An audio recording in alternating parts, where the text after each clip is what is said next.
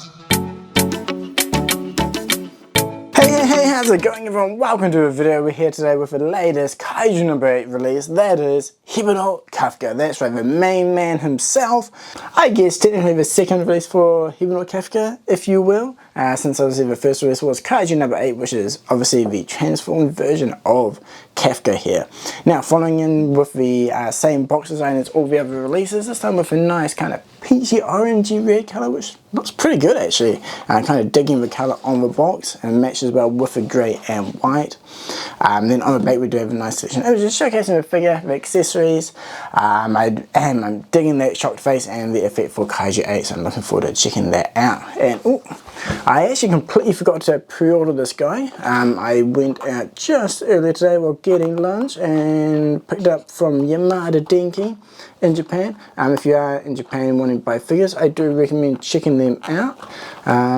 Normally a sticker is really easy to come off. This one here, where is it? There we go. Nice and easy, no marks left. That's one thing I love about Japan. If you ever get stickers on boxes, look at it, it just comes off, no residue at all. I kind of broke the sticker in part there, so it left a little bit. Let's get this off. There we go. Nothing worse than buying an item where they've chucked on a massive label and when you peel off it sticks these with the residue. Absolutely horrible. So that's one thing I do love about Japan actually. That plus, well, milk tea. Kind of digressing here, but if you're in Japan, highly recommend picking up the Gogo no Gocha milk tea. Definitely is my go-to drink. But anyway, enough of that side talk. Let's pop him out of a box and check out what he comes with. So we've got Kafka in the centre. We get 2 additional faceplates for the shocked one, which is amazing for big smile, because seriously, Kafka, you know, when it comes down to it, he is a real jovial, jolly guy, and so getting that smiley face is amazing. We get the bonus effect hand for Kaiju No. 8. We've got the holster gun, the actual holster without the gun and the gun by itself, the 2 side pouches that will attach on, just like the other Kaiju 8 figures that we've had so far.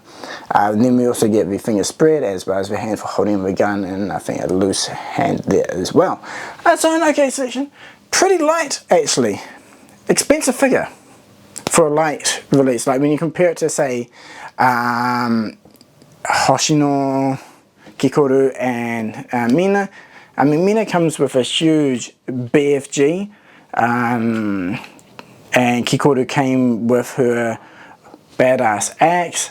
So yeah, Kafka here feeling a little bit light, I gotta say. Maybe a few additional faceplates would have been nice. But yeah, anyway, let's chuck him on the turntable so we can at least have a look at the overall finish for this release.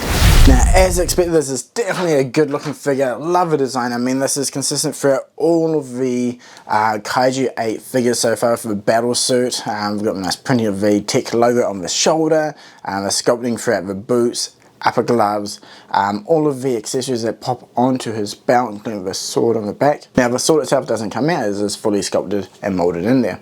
The back, shoulder, spine armor looks really good. The colour separation from the green to the charcoal to the light grey, everything there is looking crisp and clean. And again, the sculpting and the detailing of the hair is nice, as well as the pistol.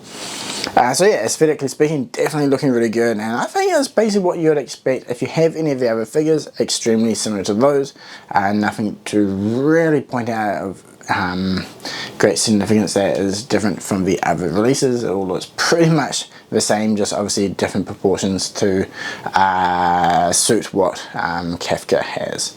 But yeah, anyway, let's pop them off and turntable and we can check out the overall articulation on this release.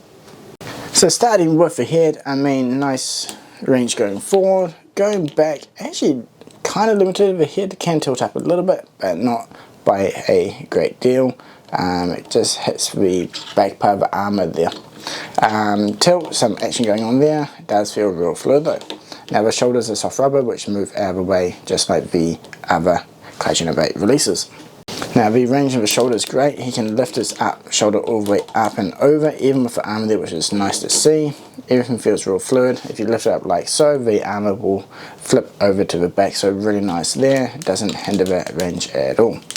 The shoulders can cross over without any real issue. Again, really nice range of motion in that shoulder joint there, which feels nice and fluid.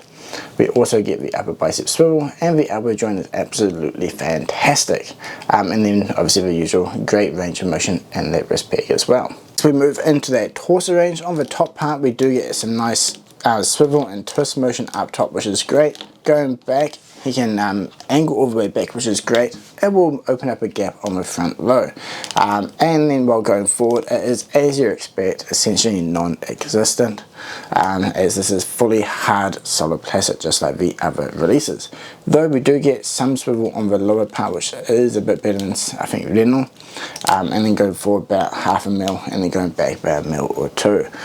So again, yeah, just disappointing. I think that's the best way to sum it up, but I guess at this point it is to be expected from these Kaiju 8 figures. And moving into the hip area here, that just came off. Great range of motion going up. Obviously if you have the pouch on, that will hinder it, and it's best to pop off if you want to get the full range of motion going sideways. But you can kind of drop the leg down a little bit to give a bit more room. Pop that one off, let me slot it back on, there we go. So going forward, not quite 90 degrees, going back is really nice though. Okay, and then we get the upper thigh swivel. The knee joint is pretty decent, a little bit more range could be nice. It is double jointed there, but it is slightly, I don't know, definitely more than 45 degrees though, which is quite nice. We get the ankle motion on that one pair, which is really nice, and we got the little bit, I guess, ankle shin guard as well, which will move.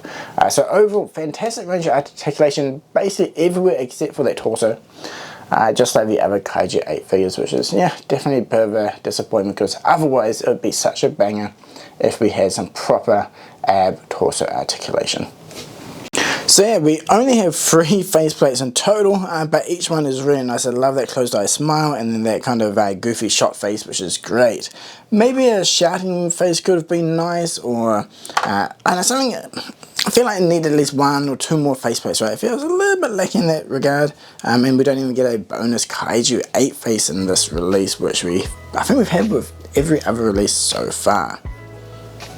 Okay, so I've got the bonus effect here that comes with Kafka. It is actually really cool. I love that kind of teal, greeny blue color on it. It looks really nice, and it definitely looks like a brighter version of the blue that runs through the Kaiju number 8 release. Again, easy to switch on and off, and definitely looks really cool. It'd be nice to get that for, I don't know, the other arm as well. Some like really cool, massive, flashy ones could be really fun. I remember there was one faceplate that came with one of the figures that had like that kind of lightning on his eye. I think pairing it with that faceplate could be really cool. This faceplate, I think, is one that came with Mina from memory, which is looking off to the side. I just have him kind of standing in the display with it on there, so yeah, this faceplate doesn't quite line up with this pose, but yeah, at least you get an idea of what this effect looks like, and it is pretty damn cool. So you may only have 1% of his suit power, but Kafka is definitely ready for battle. I definitely really do like the pistol here, really nice detailing on it, looks cool, and the hand as well, you can kind of grip around without any real issue.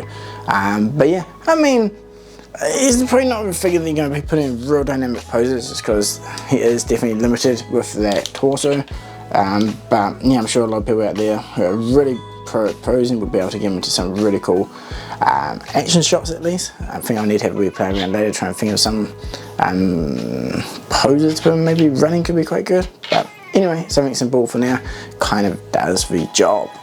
We've got the lineup of all the Kaiju number 8 S.H.Figuarts releases so far. Obviously, first one was Kaiju 8, then Reno, then Mina, and then who was it? Kaiju number 9, and then Kikoru, and then Hoshino, and then now we have Kafka himself.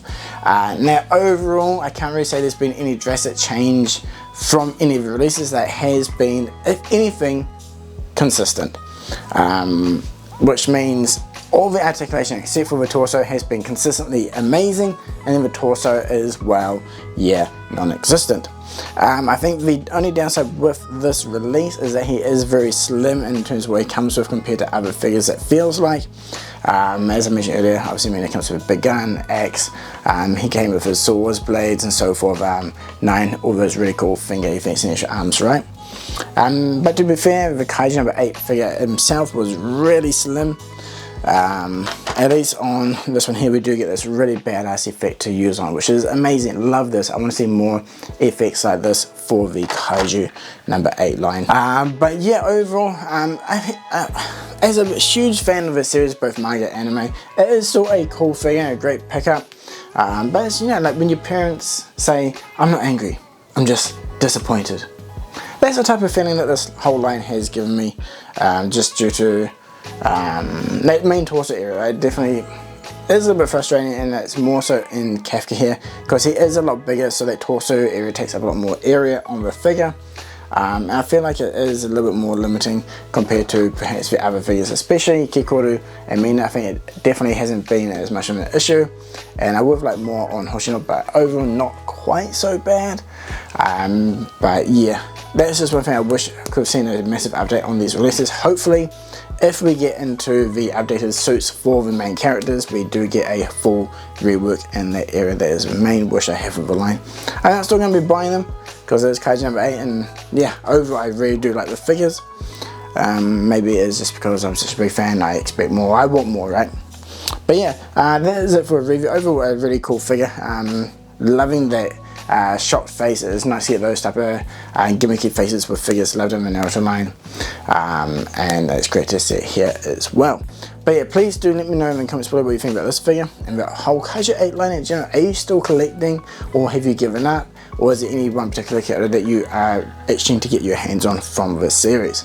I'm still ready on Kaiju number 10 actually. That'd be really cool. There's a lot of characters in the series and versions of the characters that I would love to see get figure form. I just really hope that, well, as I already said earlier, they kind of up the game in terms of articulation. But yeah, anyway, that is it for the video. So again, thank you so much for watching, and until next time, cheers!